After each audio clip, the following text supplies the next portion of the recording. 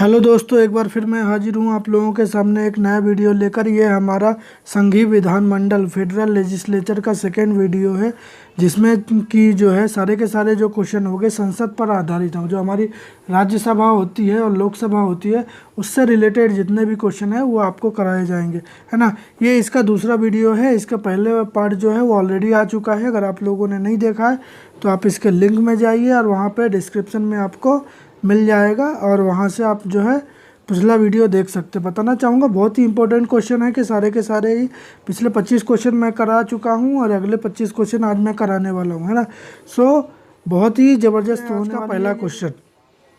तो आज का हमारा पहला क्वेश्चन है, भारतीय संसद में लोक लेखा समिति का अध्यक्ष होता है। जो भारतीय संसद होती है उसमें लोक लेखा समिति का अध्यक्ष कौन होता है, ये आपको बताना है। बताना चाहूँगा इसका जो करेक्ट ऑप्शन है वो ऑप्शन है ऑप्शन ए, विपक्ष दल का नेता। दोस्तों बताना चाहूँगा जो लोक लेखा समिति होती है इसमें जो अध्यक्ष होता है वो विपक्ष का ही कोई होता है और विपक्ष में जनरली जो है दल का जो नेता होता है वो होता है ना। इसमें टोटल 22 मेंबर होते हैं, जिसमें से 15 मेंबर जो होते हैं लोकसभा से होते हैं और जो 7 मेंबर होते हैं वो राज्यसभा से होते हैं ना। चलिए आगे बढ़ते हैं। अगला क्वेश्चन है हमारा कि मंत्रिमंडल सामूहिक रूप से उत्तरदायी है। जो मंत्रिमंडल होता है वो सामूहिक रूप से किसके प्रति उत्तरदायी होता है। इसका करेक्ट आंसर है लोकसभा, है ना। लोकसभा के प्रति उत्तरदायी होता है। चलिए अगला क्वेश्चन है हमारा, हाउस ऑफ द पीपल को लोकसभा का नाम किस वर्ष दिया गया था। दोस्तों बताना चाहूँगा पहले लोकसभा को हाउस ऑफ द पीपल के नाम से जाना जाता था। इसे जो है 1954 में, है ना, 1954 में जो है इसका नाम दिया गया लोकसभा का, है ना। इसका करेक्ट ऑप्शन हो गया ऑप्शन ए। चलिए अगला क्वेश्चन है हमारा, राष्ट्रीय एकता परिषद एनआईए का अध्यक्ष कौन है ना। एनआईए का जो फुल फॉर्म है वो है नेशनल यूनिटी काउंसिल, है ना। इसके जो अध्यक्ष कौन होते हैं, तो इनका जो अध्यक्ष होते हैं वो कौन होते हैं, वो प्रधानमंत्री होते हैं ना। ऑप्शन ए हमारा करेक्ट हो गया, प्रधानमंत्री। अगला क्वेश्चन है हमारा, संसद किसके माध्यम से सार्वजनिक व्यय पर नियंत्रण रखता है ना। किसके माध्यम से सार्वजनिक व्यय पर नियंत्रण रखता है, तो इसका करेक्ट ऑप्शन है ऑप्शन बी, नियंत्रक एवं महालेखा परीक्षक, है ना।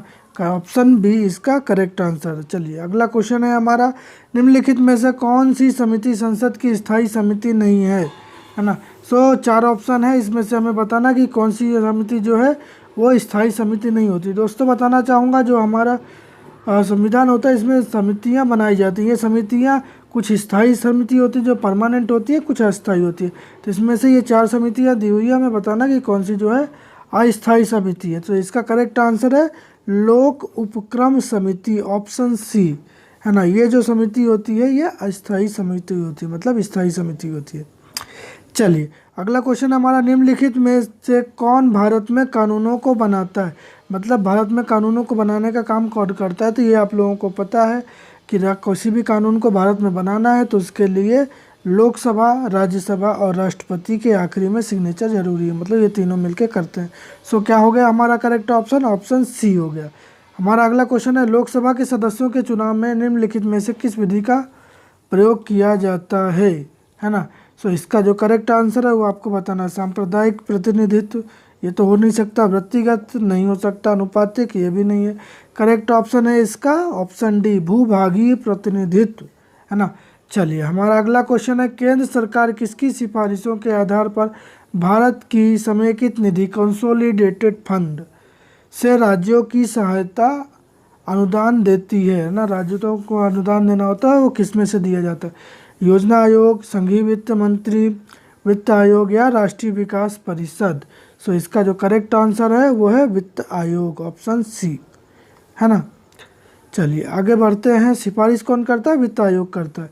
हमारा अगला क्वेश्चन है 35वां क्वेश्चन है हमारा, संसद के विधेयकों के बारे में राष्ट्रपति किस प्रकार के निषेधाधिकार का प्रयोग कर सकता है ना। इसका आंसर आपको बताना है। इसका जो करेक्ट आंसर है दोस्तों वो है जेबी।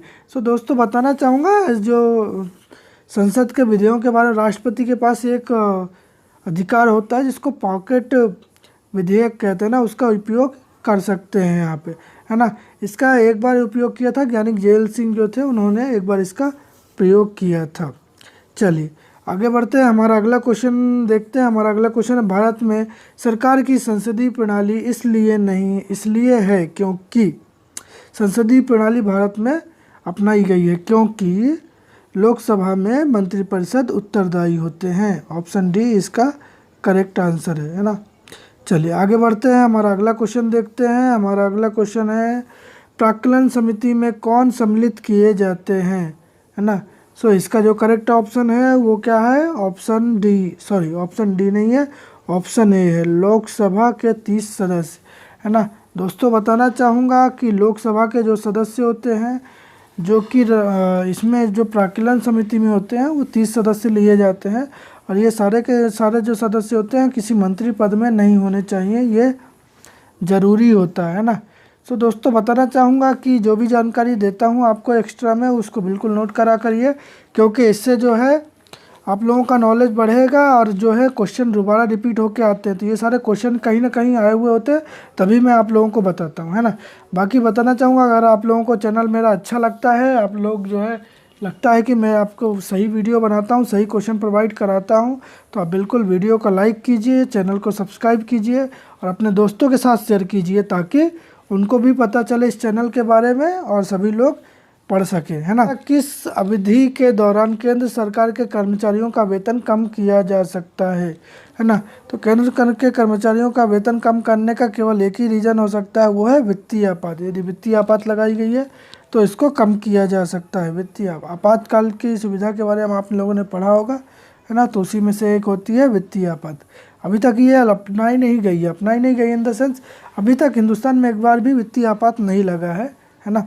चलिए अगला क्वेश्चन है हमारा, केंद्रीय मंत्रिमंडल में मंत्रिमंडल सदस्य का पद निम्नलिखित में से किसको मिलता है। सो इसका करेक्ट आंसर है, योजना आयोग का जो उपाध्यक्ष होता है उन्हें मिलता है ना। ऑप्शन डी, योजना आयोग के उपाध्यक्ष।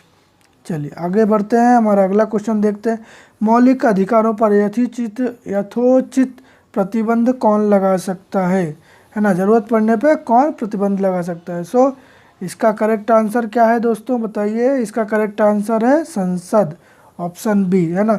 संसद के द्वारा ही कोई कानून बनता है और संसद ही चाहे तो जो मौलिक अधिकार होते हैं उनको ख़त्म कर सकती है, उन पर कोई प्रतिबंध लगा सकती है।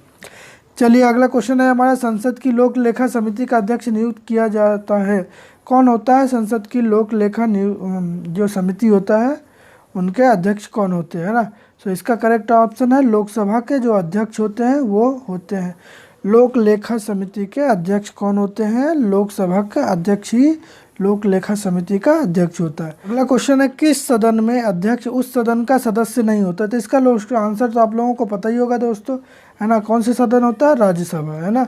इसका करेक्ट आंसर है बी, ऑप्शन बी, राज्यसभा। हमारा 43rd क्वेश्चन है, भारत में संसदीय ढांचे में 2 अस्थायी सदनों का नाम बताइए। देखिए दोस्तों बताना चाहूँगा, हमारे यहाँ पे जो सदन होते हैं जैसे लोकसभा, विधानसभा, राज्यसभा, विधान परिषद, इनमें से कौन से 2 ऐसे सदन हैं जो कि क्या होते हैं, वो होते हैं अस्थायी होते हैं। तो इसका करेक्ट ऑप्शन हो गया हमारा लोकसभा और विधानसभा, है ना। लोकसभा सेंटर की होती है और विधानसभा स्टेट्स की होती है ना। सो ये जो दोनों होती है ये अस्थायी सदन होते हैं। चलिए अगला क्वेश्चन हमारा, भारत में कभी कभी हरित मंत्रालय कहे जाने वाला मंत्रालय है, कौन सा मंत्रालय है। ये तो आप लोगों को पता ही होगा दोस्तों। सो इसका करेक्ट ऑप्शन है पर्यावरण एवं वन मंत्रालय, है ना।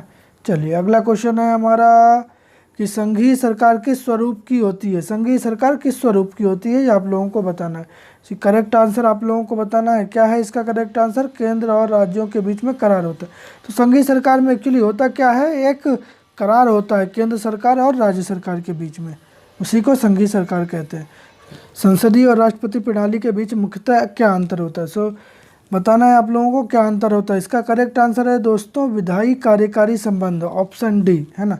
चलिए आगे बढ़ते हैं अगले क्वेश्चन की ओर। बहुत ही इजी क्वेश्चन था ये वाला। तो अगला क्वेश्चन है, राष्ट्रपति और मंत्रिपरिषद के बीच संचारण माध्यम के रूप में कौन काम करता है ना। संचारण माध्यम कौन होता है इन दोनों के बीच में। तो इसका करेक्ट ऑप्शन क्या है पता होना चाहिए आप लोगों को, ऑप्शन डी, प्रधानमंत्री होते हैं, है ना।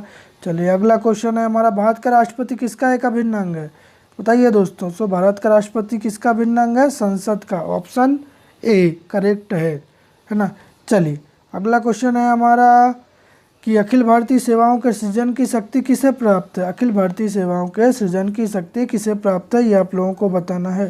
तो इसका जो करेक्ट ऑप्शन है वो है ऑप्शन बी, संसद को प्राप्त है ये, है ना। चलिए आज का आखिरी क्वेश्चन है, भारत के अंतःकालीन संसद में कुल कितने सदस्य थे। तो दोस्तों बताना चाहूँगा, भारत के अंतःकालीन सदस्य जो संसद थी उसमें जो टोटल सदस्य थे उनकी संख्या थी 313। सो इसका करेक्ट ऑप्शन हो गया ऑप्शन बी 313। तो दोस्तों आज के लिए इतना ही। उम्मीद है कि आपको वीडियो पसंद आया है, और अगर पसंद आया है तो बिल्कुल वीडियो को लाइक कीजिए, अगर अभी तक आपने नहीं किया है, और चैनल को सब्सक्राइब कीजिए, और दोस्तों के साथ शेयर करना बिल्कुल भी नहीं भूलिएगा। बिल्कुल हम जल्द ही मिलते हैं नए वीडियो के साथ, तब तक के लिए बने रहिए हमारे चैनल के साथ।